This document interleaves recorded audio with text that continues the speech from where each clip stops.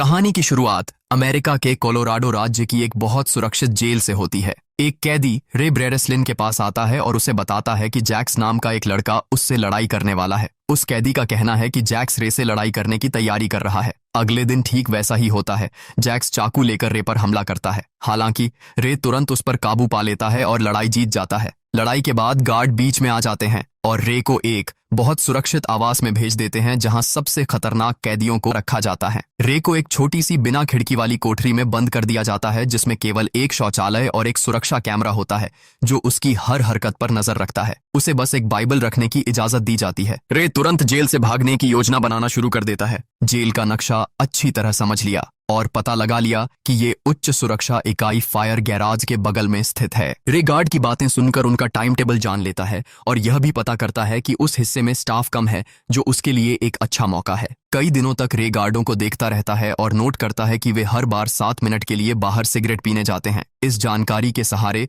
रे भागने का सही वक्त और तरीका तय करता है। अब उसके सामने एक ही मुश्किल है, दरवाजे का पासकोड का पता कैसे करे। वह अपने खाने के साथ आने वाले चॉकलेट मिल्क के पैक से एक पतली प्लास्टिक की परत निकालता है। जब उसे बाहर घुमाने ले जाया जाता है तो वह चालाकी से ताले वाले कीपैड पर वह प्लास्टिक रख देता है। बाद में उस प्लास्टिक पर पड़े उंगलियों के निशान देखकर उसे पता चलता है कि पासकोड में कौन से नंबर इस्तेमाल हुए हैं।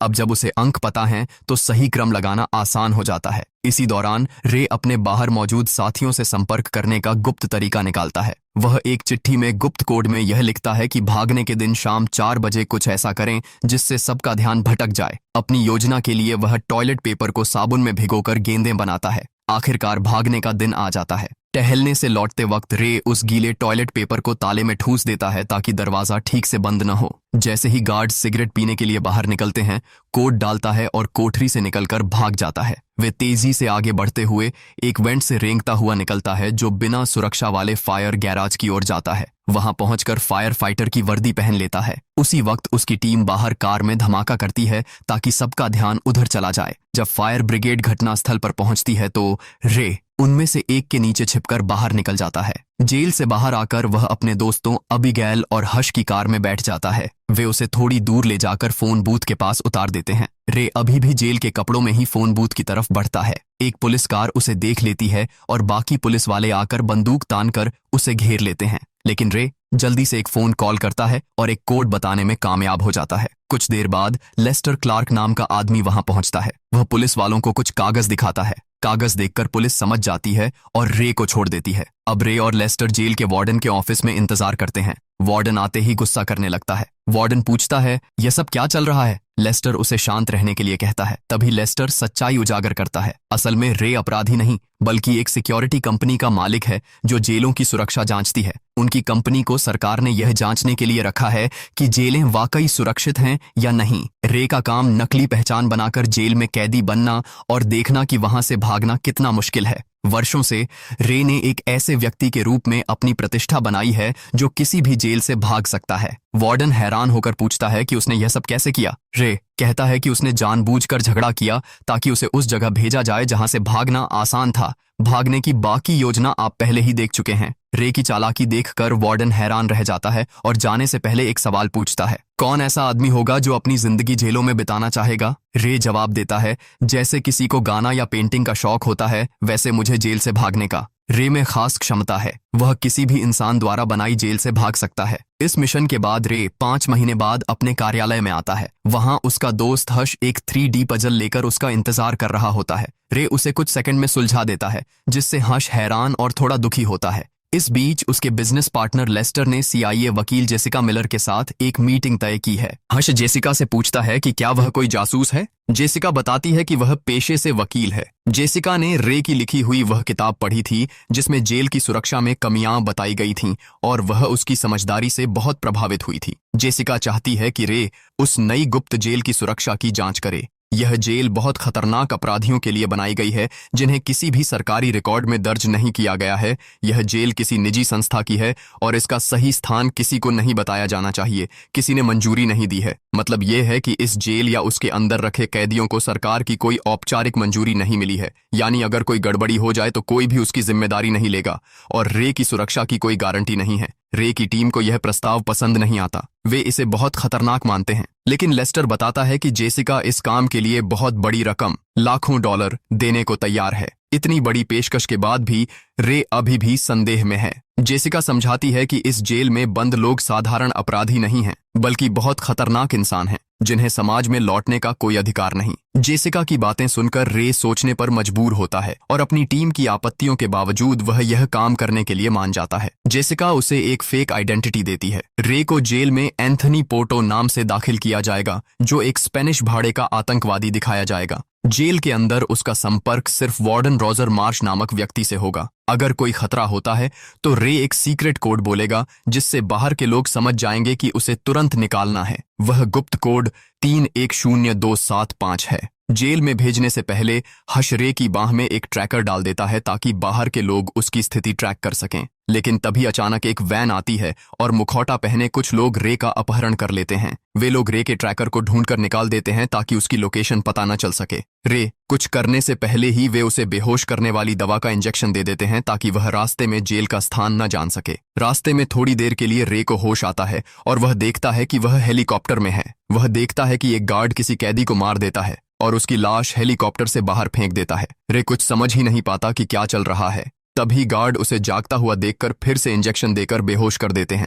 आखिरकार रे जेल के अंदर होश में आता है। वह देखता है कि वह एक ऊंचे प्लेटफॉर्म पर बनी कांच की कोठरी में बंद है। उसके चारों ओर और भी कैदी हैं जो ऐसे ही पारदर्शी कोठरी में कैद हैं। पूरी जेल पर बहुत सख्त सुरक्षा रखी गई है। गार्ड हथियार और मास्क पहनकर घूम रहे हैं और कैमरे हर कैदी की हर हरकत रिकॉर्ड कर रहे हैं। कुछ समय बाद रे को जेल के वार्डन हॉब्स के पास ले जाया जाता है, जो खुद का परिचय देता है। हैरान होकर पूछता है कि वार्डन मार्श कहाँ हैं, तो हॉब्स कहता है कि यहाँ इस नाम का कोई नहीं है, जबकि रे को बताया गया था कि वार्डन का नाम रोजर मार्श होगा। रे बेचैन होकर हॉब्स को बताता है कि उसने हेलीकॉप्टर में एक गार्ड को कैदी को मारते हुए देखा था। हॉब्स यह सुनकर नाराज हो जाता है, बातचीत खत्म कर देता है और जाने लगता है। रे जल्दी से उसे रोककर निकासी कोड बताने की कोशिश करता है। वह कोड उसी के लिए था ताकि मुसीबत में उसे बाहर निकाला जा सके, लेकिन हॉब्स हंसकर उसका मजाक उड़ाता है और कहता है कि एक नंबर बताने से तुम आजाद नहीं हो जाओगे। फिर उसे साधारण कैदी मान लेता है। बाहर एबिगेल और हश रे को खोजने की पूरी कोशिश करते हैं, लेकिन उन्हें कुछ भी नहीं मिलता है। जेल के अंदर कैदियों को बेबीलोन एरिया नामक मैदान में जाने के लिए कहा जाता है, जो कैदियों का व्यायाम क्षेत्र है। रे अब भी सदमे में है। वार्डन जब उसे पोर्टो कहकर बुलाता है तो पास का एक कैदी यह सुनकर कुछ पहचानने जैसा महसूस करता है। जब रे आंगन की ओर जाता है तो देखता है कि गार्ड कैदियों को बुरी तरह पीट रहे हैं और उसे समझ आता है कि इन गार्डों को हिंसा करने की पूरी छूट है। थोड़ी देर में कुछ ताकतवर कैदी रे के पास आते हैं जो उसे परेशान करना चाहते हैं, लेकिन रे उनसे भिड़ जाता है और एक की उंगलियां तोड़ देता है। इससे पहले की बात बढ़े, वहां एक कैदी आता है जिसने पहले पोर्टो नाम सुना था। उसका नाम एमिल रोट में होता है। एमिल रे से दोस्ती करना चाहता है, लेकिन रे उससे बात करने में रुचि नहीं दिखाता है। एमिल रे को चौथा मस्कटियर कहकर छेड़ता है और बताता है कि पहले वह मैनहेम नामक आदमी का गार्ड था। एमिल कहता है कि मैनहेम बहुत बुद्धिमान है, जो अमीरों से पैसे लेकर गरीबों की मदद करता है। रे फिर भी उससे दूरी बनाए रखता है और अजनबियों से बातचीत करने में कोई दिलचस्पी नहीं दिखाता है।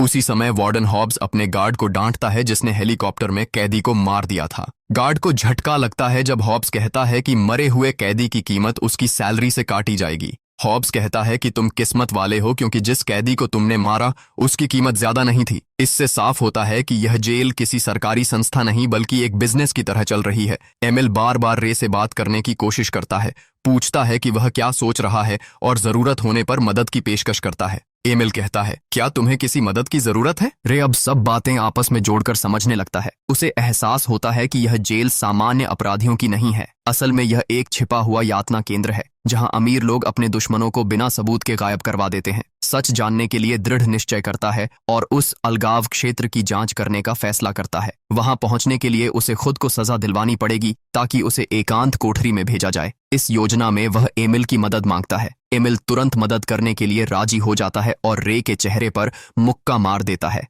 वह मजाक में कहता है, यह भी एक एहसान है और कभी कभी एहसान दर्द देता है। दोनों जानबूझकर जोरदार लड़ाई शुरू कर देते हैं, जिससे सब कैदियों और गार्डों का ध्यान उनकी तरफ हो जाता है। वार्डन हॉब्स कैमरों पर यह लड़ाई देखकर खुश होता है, जैसे वह इस झगड़े का मजा ले रहा हो। थोड़ी देर बाद दोनों को एकांत कोठरी में डाल दिया जाता है। यह जगह जेल का सबसे कठिन कमरा है, जो सजा और यातना दोनों के लिए बनी है। यह कमरा बहुत गर्म है, जैसे किसी भट्टी में हो जहां रहना लगभग असंभव है। वहां तेज रोशनी वाली लाइटें लगी हैं जिनका मकसद कैदियों को परेशान करना और उनके शरीर का पानी सुखाना है। एमिल मजाक में कहता है, मेरे देश में तो इसे सोना कहते हैं। वार्डन कैमरे से उन्हें तड़पते हुए देख रहा होता है। पूरा दिन वहां बिताने के बाद जेल का डॉक्टर रे की जांच करने आता है। रे डॉक्टर से इंसानियत के आधार पर बात करता है और जेल के बारे में सवाल पूछता है। नोटिस करता है कि डॉक्टर डर और झिझक में है, वे समझ नहीं पा रहा कि जवाब क्या दे। तभी एक अधिकारी वहां आ जाता है और पूछता है कि रे ने डॉक्टर से क्या बात की। डर के मारे डॉक्टर झूठ बोल देता है कि वे बस डिहाइड्रेशन पर बात कर रहे थे। रे यह सब समझ जाता है और सोचता है कि यही डॉक्टर उसके भागने में मदद कर सकता है। बाहर एबिगेल और हश लेस्टर से मिलकर रे के बारे में पूछते हैं। वे चाहते हैं कि लेस्टर जेसिका से संपर्क करे। शुरू में लेस्टर इनकार करता है और कहता है कि सब कुछ कॉन्ट्रैक्ट के हिसाब से ठीक चल रहा है, तुम्हें भरोसा रखना चाहिए। लेकिन हश को यह मंजूर नहीं है। वह लेस्टर को धमकाता है, उसे पुनर्विचार करने के लिए मजबूर करता है। डर के कारण लेस्टर जेसिका से बात करने के लिए तैयार हो जाता है। जब रे एकांत कोठरी से निकलता है तो वह एमिल को अपनी नई खोज बताता है। उसने नोटिस किया कि चैम्बर का फर्श एल्यूमिनियम नहीं बल्कि स्टील से जड़ा हुआ है। वह समझाता है कि जेल जमीन के नीचे है, वहां की नमी से स्टील पर जंग लगती है, यानी अगर वह उन स्टील की कीलों को निकाल पाए तो शायद बाहर निकल सकते हैं। रे एमिल से कहता है कि उसे कोई मेटल प्लेट चाहिए जिससे वो रिवेट खोल सके। एमिल तुरंत कुछ करने की सोचता है। वह गार्डों को कहता है कि वह वार्डन से अपने बॉस मैनहेम के बारे में बात करना चाहता है। जब मीटिंग होती है, वार्डन उसे पूछता है कि मैनहेम कहाँ है। एमिल कहता है, आप जानते हैं, कई लोग उसे हीरो मानते हैं। जवाब देने की बजाय एमिल मजाक में एक नकली नक्शा बना देता है। गुस्से में हॉब्स अपने गार्डों को आदेश देता है कि उसे यातना दो। हॉब्स कहता है, यहाँ तुम्हारे जीवन पर कोई नियंत्रण नहीं है, अब तुम्हारी सांसें भी तुम्हारे हाथ में नहीं है। फिर आदेश देता है कि उसे नीचे लटकाओ। गार्ड उसके गले में पानी की नली डाल देते हैं। बाद में एमिल किसी तरह एक नाली का ढक्कन चुरा लेता है और गार्डों को पता भी नहीं चलता है। मीटिंग के बाद एमिल वह ढक्कन रे को दे देता है और बदले में उसकी पूरी योजना जानना चाहता है। रे अब सब कुछ सच सच बता देता है कि वह कौन है और क्या कर रहा है। रे कहता है कि अगर उन रिवेट्स पर तेज गर्मी दी जाए तो वे फैलेंगे और उस हिस्से को ढीला कर देंगे। वह बताता है कि 100 डिग्री तापमान पर स्टील थोड़ा फैलता है और रिवेट निकल जाएंगे। वह टूथपेस्ट लगाकर उस मेटल ढक्कन को चमका देता है ताकि वह दर्पण की तरह गर्मी को फोकस कर सके। रे कहता है कि उसने जेल की बनावट को समझा है और एक डरावनी सच्चाई जानी है। असल में वार्डन ने रे की खुद की लिखी किताब का इस्तेमाल कर जेल को सुरक्षित बना दिया है। रे को लगता है कि जेल जमीन के नीचे बनी है, शायद किसी विशाल समुद्री गुफा या पानी के नीचे के ढांचे में। एमिल मजाक उड़ाते हुए कहता है, तुम इतने होशियार नहीं लगते थे। रे भी पलटकर बोलता है, तुम भी नहीं। अब रे चाहता है कि सही मौके पर कोई गड़बड़ी हो ताकि वह अपना काम कर सके। एमिल रे की योजना में मदद करने को तैयार हो जाता है। योजना के तहत रे रोटी का टुकड़ा लेता है और एमिल एक कैदी जावेद को गुस्सा दिलाने लगता है। उम्मीद के मुताबिक लड़ाई शुरू हो जाती है। लड़ाई बढ़ने पर गार्ड आते हैं और सभी को सजा के तौर पर अलग अलग कोठरी में डाल देते हैं। रे अपनी कोठरी में पहुंचते ही अपना काम शुरू कर देता है।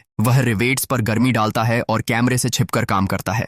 जब काम पूरा हो जाता है, रे दीवार पर थपथपाकर एमिल को संकेत देता है। एमिल जोर जोर से चिल्लाता है ताकि सब गार्ड उसी पर ध्यान दें। उसी दौरान रे कैमरे पर रोटी का टुकड़ा चिपकाकर दृश्य रोक देता है और बिना दिखे वेंट में घुस जाता है। गार्ड कहते हैं कि कैमरा बंद हो गया है, इसे ठीक करो, लेकिन वेंट से निकलते समय गलती से एक पाइप टूट जाती है और वहां पानी भरने लगता है। उसी समय वार्डन एमिल से मिलने आता है और पूछता है कि वह क्या कर रहा है और एमिल विदेशी भाषा बोलना शुरू कर देता है। वाह, मुझे नहीं पता था कि श्वार्ज़नेगर रूसी भाषा बोल सकते हैं। जब रे जेल से बाहर निकलता है तो जो चीज वह देखता है उससे हैरान रह जाता है। उसे पता चलता है कि जेल जमीन के नीचे नहीं है। दरअसल जेल तो एक बड़े जहाज के अंदर बनी हुई है जो समुद्र में तैर रहा है। जब उसे यह सच्चाई समझ में आती है तो वह जल्दी से फिर से जेल के अंदर चला जाता है ताकि कोई उसे देख न ले। टूटे हुए पाइप से पानी पूरे कमरे में फैल जाता है। इससे गार्ड व्यस्त हो जाते हैं और रे के लिए चुपके से वापस अंदर आना आसान हो जाता है। उसी समय शहर में एबिगेल और हश नाम के लोग लेस्टर से जवाब मांग रहे हैं। वे पूछते हैं कि क्या लेस्टर ने सच में जेसिका से बात की थी। लेस्टर कहता है कि उसने बात की थी और सब कुछ योजना के हिसाब से हो रहा है। हालांकि एबिगेल का संदेह बना रहता है। वह कहती है कि रे को उसकी नौकरी का पैसा नहीं मिल रहा है, जिससे मामला और परेशान करने वाला लगता है। लेस्टर कहता है कि इतनी बड़ी रकम $2.5 मिलियन के लेन देन में ऐसा होना आम बात है। एबिगेल जवाब देती है कि सामान्यतः 7 से 10 दिन लगते हैं, लेकिन अब तो उससे ज्यादा समय हो गया है। हे भगवान, एबी, यह संघीय सरकार है, तुम्हें पता है कि वे कैसे काम करते हैं। उधर जेल में वार्डन हॉब्स और दूसरे गार्ड पानी से हुए नुकसान की जांच करते हैं। जांच करते समय उन्हें लोहे के कुछ रिवेट्स अपनी जगह से गायब दिखाई देते हैं। हॉब्स को शक होता है कि किसी ने जेल की संरचना के साथ छेड़छाड़ की है। लेस्टर फोन पर वार्डन को रे की असली पहचान के बारे में बता देता है। वार्डन हैरान होकर पूछता है कि क्या उसका नाम पोर्टो नहीं है, उसे पहले क्यों नहीं बताया गया। लेस्टर बताता है कि वह वास्तव में रे ब्रेरेस्लिन है, एक प्रसिद्ध व्यक्ति। कई लोग इस जेल को अटूट बनाने के लिए भारी पैसा लगा चुके हैं, पर रे को बाहर निकालने की बजाय लेस्टर वार्डन को आदेश देता है कि रे को हमेशा के लिए वहीं कैद रखा जाए। अब यह सामने आता है कि लेस्टर के अपने निजी मकसद हैं। लेस्टर ही इस गुप्त जेल का सीईओ है और निवेशकों ने उसे रे की कंपनी के नाम के कारण नियुक्त किया है। लेस्टर मैनहेम नाम के व्यक्ति को ढूंढना चाहता है क्योंकि उस पर इनाम है जो बड़े बैंकर्स ने रखा है, क्योंकि मैनहेम ने ऐसा प्रोग्राम बनाया है जो दुनिया की बैंकिंग प्रणाली को नुकसान पहुंचा सकता है। उसने ऐसा सॉफ्टवेयर बनाया है जो बैंकिंग व्यवस्था को पूरी तरह बर्बाद कर सकता है। लेस्टर चाहता है कि जल्दी काम हो, इसलिए वह वार्डन हॉब्स को कहता है कि कैदी एमिल रॉटमीर से पूछताछ तेज करो। हॉब्स नोट करता है कि जब से रे एमिल के पास आया है, एमिल ज्यादा हिम्मती और विद्रोही हो गया है। हॉब्स सोचता है कि रे ही इसके पीछे का कारण है, यानी वह कहता है कि रे ने अनुशासन तोड़ा है। हॉब्स रे को थकाने और तोड़ने के लिए उसे सोने नहीं देता और मारता पीटता है। गार्ड रे पर चिल्लाते हैं कि खड़े हो जाओ। एमिल रे को हिम्मत देने और ध्यान बनाए रखने की कोशिश करता है, पर रे की स्थिति हर दिन और खराब होती जाती है। डॉक्टर रे के घावों का इलाज करते समय उसे उसकी हालत देखकर पछतावा होता है। एमिल रे से उसका पुराना जीवन जानने की कोशिश करता है ताकि उसका मनोबल बढ़े। पहले झिझकता है लेकिन फिर सब बता देता है। रे कहता है कि वह पहले वकील और सरकारी अभियोजक था। उसने बताया कि जिस अपराधी को उसने जेल भेजा था, उसने उससे बदला लेने की ठान ली थी। वह अपराधी जेल से भाग निकला और रे के परिवार को मार डाला। उस हादसे के बाद रे ने ठान लिया कि वह ऐसी जेलें बनाएगा जहां से कोई भाग न सके। एमिल कहता है कि अब रे के पास बाहर निकलने की एक वजह है। वह कहता है कि रे को उन लोगों से बदला लेना है जिन्होंने उसे धोखा दिया।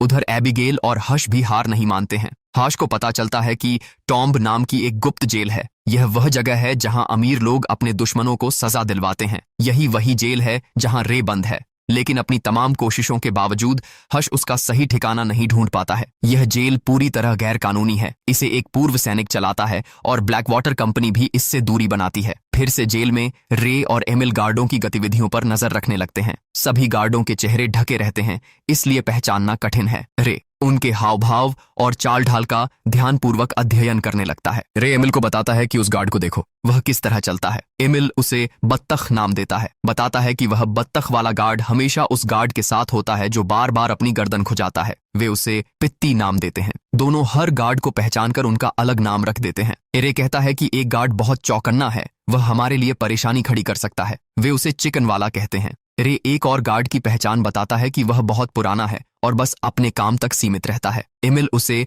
लुइसा नाम देता है। एमिल मजाक में कहता है कि यह गार्ड उसकी पहली गर्लफ्रेंड जैसा है। रे देखता है कि वह गार्ड घड़ी देख रहा है, मतलब अब लंच टाइम है। अब रे और एमिल को डॉक्टर के सहयोग की जरूरत है ताकि रे डॉक्टर से कुछ देर बात कर सके। एमिल रे की जांघ पर जानबूझकर चोट करता है ताकि डॉक्टर आए। जब डॉक्टर टांके लगाते हैं तो रे उसे उसकी डॉक्टर वाली शपथ याद दिलाता है कि मरीज की मदद करना उसका कर्तव्य है। वह शपथ की पंक्ति दोहराता है, मैं अपने मरीजों को नुकसान से बचाऊंगा। पूरी कोशिश करता है कि डॉक्टर जेल की जानकारी बताए, पर डॉक्टर डर की वजह से कुछ नहीं कहता है। उसे शक है कि रे भरोसेमंद या अच्छा इंसान है या नहीं, लेकिन बात करते समय रे चोरी छिपे डॉक्टर की मेज से खून रोकने वाला पाउडर और कुछ चीजें उठा लेता है। रे उनकी लोकेशन पता करने के लिए एक और योजना बनाता है। रे और एमिल एक कैदी से चश्मे की एक जोड़ी ले लेते हैं। फिर रे कार्डबोर्ड, पेन और लेंस से एक अस्थायी दिशा नापने का उपकरण बनाता है। इस यंत्र से वे जहाज की समुद्र में स्थिति पता कर सकते हैं, लेकिन इस उपकरण का उपयोग करने के लिए उन्हें ऊपर जाकर आसमान के तारे देखने होंगे। इसी दौरान जेल अधिकारी हॉब्स रे को अपने कार्यालय में बुलाता है। वह कहता है कि रे को एमिल से दूर रखने के लिए उसे दूसरे ब्लॉक में भेजा जा रहा है। तुरंत दिमाग लगाते हुए रे आजाद होने के बदले में एमिल के बॉस मैनहेम के बारे में सूचना देने का सौदा पेश करता है। रे कहता है कि एमिल उस पर भरोसा करता है और अगर थोड़ा समय मिले तो वह मैनहेम के बारे में पता लगा सकता है। रे कहता है, तुम्हारा क्या जाएगा, उसे ढूंढना मेरे बदले मिलने वाले इनाम से ज्यादा कीमती है ना हॉब्स? रे कहता है कि तुम रोड मायर से कभी जानकारी नहीं निकाल पाओगे, वह बोलने से पहले ही मर जाएगा। वार्डन को बात दिलचस्प लगती है। वह सौदा मान लेता है और रे को एमिल के साथ ही रहने देता है। असल में यह सब रे की सोची हुई चाल का हिस्सा था। रे कोठरी में लौटकर एमिल को पूरी बात बता देता है कि उसने वार्डन से क्या सौदा किया है। टाइम बचाने के लिए एमिल रे को मैनहेम के बारे में झूठी कहानियां सुनाना शुरू कर देता है, जिन्हें रे फिर वार्डन को सुनाता है। वार्डन कहता है, मुझे पुरानी बातें नहीं चाहिए, मुझे बस यह जानना है कि वह अभी कहाँ है। वार्डन को उलझाने के बाद रे और एमिल एक मुस्लिम कैदी जावेद से मदद मांगते हैं। उन्हें ऐसे आदमी की जरूरत है जो ऊपर डेक तक जा सके और इसके लिए जावेद सबसे सही इंसान है। रे जावेद से कहता है, क्या तुम मरना चाहते हो या बाहर निकलना चाहते हो? फिर जावेद वार्डन के सामने यह दिखाता है कि वह रे पर नजर रखने के लिए जासूस बनना चाहता है। वह कहता है कि उसे रे की भागने की योजना पता है। बदले में वह कहता है कि उसे खुले में नमाज पढ़ने की अनुमति दी जाए। वार्डन उसकी चाल को समझ नहीं पाता और उसे ऊपर जाने की इजाजत दे देता है। ऊपर पहुंचकर जावेद तुरंत यंत्र से जहाज की स्थिति मापता है। इस जानकारी से रे समझता है कि वे मोरक्को के पास अटलांटिक महासागर में हैं। वह कहता है कि यहाँ का पानी घड़ी की उल्टी दिशा में बहता है, यानी हम उत्तर में हैं। रे कहता है कि कल जो मछली आई, मछुआरे ने बताया कि वो 20 नवंबर की है। मौसम गर्म था, बारिश भी गर्म, यह नवंबर का महीना है। अगर तुम एक गुप्त जेल बना रहे हो तो उसे कैरिबियन या प्रशांत महासागर से दूर रखोगे। शायद यह चीन सागर के पूर्व में होगा। रे कहता है कि मैं गलत नहीं था, हमने कहा था कि हम मोरक्को के पास हैं। वे पूरी तरह पक्के नहीं हैं, यह सिर्फ एक अंदाजा है, थोड़ा सा अंधा अनुमान। एमिल को याद आता है कि उसका एक दोस्त कैसाब्लांका में है जो उनकी मदद कर सकता है अगर वे उससे संपर्क कर पाएं। एमिल को यकीन है कि उसका दोस्त अपनी टीम के साथ उन्हें छुड़ाने आएगा। संदेश भेजने के लिए रे एक और चाल सोचता है। वह चुराया हुआ क्लॉटिंग पाउडर निगल लेता है और जहर के लक्षण होने का नाटक करता है। यह क्या है? तुम क्लॉटिंग पाउडर निगल रहे हो? जांच करते समय रे बताता है कि वह सच में निर्दोष है और उस पर झूठा केस डाला गया है। वह डॉक्टर से वार्डन हॉब्स के कार्यालय की तलाशी लेने का आग्रह करता है, यह दावा करते हुए कि उसकी पहचान के प्रमाण के रूप में उसकी किताब वहां है। उस रात डॉक्टर अपने मन में संघर्ष करता है, शराब पीता है और सोचता है कि उसने अपनी डॉक्टर की शपथ का क्या किया। आखिर में वह वार्डन के दफ्तर में चोरी छिपे जाता है और किताब पाकर समझ जाता है कि रे सच बोल रहा था। यह सब देखकर डॉक्टर को अन्याय का एहसास होता है और वह तुरंत गार्डों को रे को बुलाने के लिए कहता है। डॉक्टर रे से पूछता है, मैं तुम्हारी कैसे मदद कर सकता हूँ? रे कहता है कि वह एमिल के दोस्त को ईमेल भेज दे। अब वो दिन आ गया जब वे भागने वाले हैं। रे वार्डन हॉब्स को मैनहेम का एक नकली पता बताता है। वह वार्डन को धोखा देने में सफल रहता है। उसी वक्त जावेद वार्डन को और झूठी बातें बताता है कि आज जेल में दंगा होगा, इसलिए रे पर नजर रखो। हॉब्स कैमरों से रे की हरकतें देखने लगता है। वह देखता है कि रे मोर्स कोड से ब्लॉक सी में दंगा शुरू कराने का इशारा कर रहा है। वार्डन इस चाल में फंस जाता है और सारे गार्ड ब्लॉक सी भेज देता है। अब बेबीलोन क्षेत्र लगभग खाली हो जाता है। उधर डॉक्टर ईमेल भेज देता है और मदद के लिए बाहरी योजना चालू हो जाती है। सही मौका देखकर जावेद बेबीलोन क्षेत्र में झगड़ा भड़का देता है, जिससे दंगा शुरू हो जाता है। जब गार्ड सब संभालने में उलझ जाते हैं तो रे, एमिल और जावेद ऊपर भाग निकलते हैं, लेकिन हॉब्स कैमरे में देख लेता है और नीचे के दरवाजे बंद करने का आदेश देता है। वे ऊपर पहुंच ही रहे होते हैं कि दरवाजे बंद हो जाते हैं और रास्ता रुक जाता है। तभी एमिल की मदद करने वाली टीम हेलीकॉप्टरों से जहाज के ऊपर पहुंचती है उन्हें छुड़ाने के लिए। जेल के अंदर पहरेदार भागने वालों के साथ गोलीबारी करते हैं। इसी दौरान गोली लगने से जावेद गिर जाता है और उठ नहीं पाता है। रे ही तुरंत एक नई योजना सोच लेता है। वह योजना बनाता है कि जहाज के पावर सिस्टम को बंद कर देना चाहिए। ऐसा करने से सारे दरवाजे अपने आप खुल जाएंगे और वे भाग सकेंगे। वह एमिल को ऊपर जहाज के डेक पर आने के लिए कहता है, उसे हेलीकॉप्टर में बैठने का आदेश देता है और वह वादा करता है कि वह खुद बचने का तरीका ढूंढ लेगा। एमिल थोड़ा डरता है, लेकिन एमिल जावेद को पीछे छोड़ने को तैयार नहीं है। पर जावेद खुद जोर देकर कहता है कि उसे बंदूकों के साथ वहीं छोड़ दे ताकि वह दुश्मनों को रोक सके और उन्हें भागने का समय मिल जाए। मन मारकर एमिल उसे 2 बंदूकें दे देता है और खुद भागकर डेक की तरफ चला जाता है। थोड़ी देर बाद सुरक्षा गार्ड जावेद के पास पहुंचते हैं। जावेद कई गार्डों को गोली मारकर गिरा देता है। उसी समय रे जेल के कंट्रोल रूम की ओर जा रहा होता है। रास्ते में एक जेल अधिकारी से भिड़ जाता है और दोनों में जबरदस्त लड़ाई शुरू हो जाती है। जोरदार लड़ाई के बाद रे आखिरकार अधिकारी को सीढ़ियों से नीचे फेंक देता है, जिससे उसकी मौत हो जाती है। फिर रे जल्दी से कंट्रोल रूम पहुंचकर बिजली बंद कर देता है और जहाज के सारे दरवाजे खुल जाते हैं। अब जब हैच खुल चुका है, एमिल डेक पर पहुंचता है और गोलियों की बारिश के बीच हेलीकॉप्टर की तरफ दौड़ता है। वह मशीन गन उठाता है और फिल्म टर्मिनेटर की तरह दुश्मनों को धड़ाधड़ मार गिराता है। वह अपनी टीम को रे का इंतजार करने का आदेश देता है, लेकिन उसे एहसास होता है कि वे ज्यादा देर तक नहीं टिक पाएंगे। मजबूरी में हेलीकॉप्टर उड़ा देते हैं और जहाज के ऊपर चक्कर लगाते रहते हैं। उम्मीद करते हुए कि रे बच निकलेगा। इसी समय रे पानी के बड़े टैंक में छिप जाता है और वार्डन हॉब्स आसपास के इलाके में उसे ढूंढ रहा होता है। वार्डन अपने गार्डों से कहता है कि बिजली फिर से चालू करो। जैसे ही बिजली आती है, सिस्टम अपने आप टैंक को पानी से भर देता है और किसी को समझ आने से पहले ही रे पानी के साथ समुद्र में बह जाता है। हॉब्स ये देखकर बाहर भागता है। एमिल रे को पानी में संघर्ष करते हुए देखता है। जल्दी से एमिल हेलीकॉप्टर की रस्सी नीचे फेंकता है और रे उसे पकड़ लेता है। उसी समय वार्डन हॉब्स अभी भी कोशिश कर रहा है। वह हेलीकॉप्टर पर गोली चलाता है जिससे एमिल घायल हो जाता है और लगभग गिर पड़ता है। रे जहाज के तेल के टैंकों पर निशाना लगाकर गोली चलाता है। गोली लगते ही जबरदस्त धमाका होता है और वार्डन अपने आदमियों समेत उड़ जाता है। फिर हेलीकॉप्टर मोरक्को के किनारे की ओर उड़ जाता है। जमीन पर पहुंचते ही उन्हें लेने के लिए एक कार आ जाती है। जेसिका, जिसने पहले उसे इस मिशन पर भेजा था, अचानक कार से बाहर आकर रे को चौंका देती है। लेकिन रे तब और चौंक जाता है जब एमिल कहता है कि जेसिका उसकी बेटी है। तब सच सामने आता है कि एमिल ही असल में मैनहेम है, वही बॉस जिसे सब डरते थे। उसने अपनी पहचान छुपाई थी ताकि दुश्मन उसे पकड़ न सकें। जेसिका जानती थी कि उसके पिता जेल में हैं, इसलिए उसने रे को कैद करवाया ताकि वह अंदर जाकर उसके पिता को बचा सके। पोर्टो नाम भी असल में उसके पिता के लिए एक गुप्त संकेत था। रे पूछता है कि लेस्टर को असल में कितना पता था। जेसिका बताती है कि उसे बस उतना ही पता था जितना मैंने बताया था, लेकिन बाद में उसने मुझे धोखा दिया और दुश्मनों का साथ देने लगा। अगले सीन में रे फिर अबीगैल से मिलता है। अबीगैल बताती है कि लेस्टर को जेल का सीईओ बनाने का वादा हुआ था, मगर तभी जब कोई उस जेल से भाग नहीं सके। लेकिन रे के भागने के बाद लेस्टर डर जाता है और अपना सामान बांधने लगता है ताकि खुद भाग सके। मगर हश और अबीगैल उसे ढूंढ लेते हैं और बदला लेने के लिए तैयार हो जाते हैं। पर लेस्टर कुछ कर पाता उससे पहले हश उस पर हमला कर देता है और वह ड्राइवर सीट पर बेहोश हो जाता है। थोड़ी देर में लेस्टर को होश आता है। जागते ही उसे दिखता है कि उसकी कार एक कंटेनर में बंद है और वह कंटेनर बड़े जहाज पर बंद कर दिया गया है जो किसी अनजान जगह जा रहा है। अब लेस्टर उसी स्थिति में फंस गया है जो उसने रे के लिए सोची थी। इसी सीन के साथ ये मूवी यही समाप्त होती है।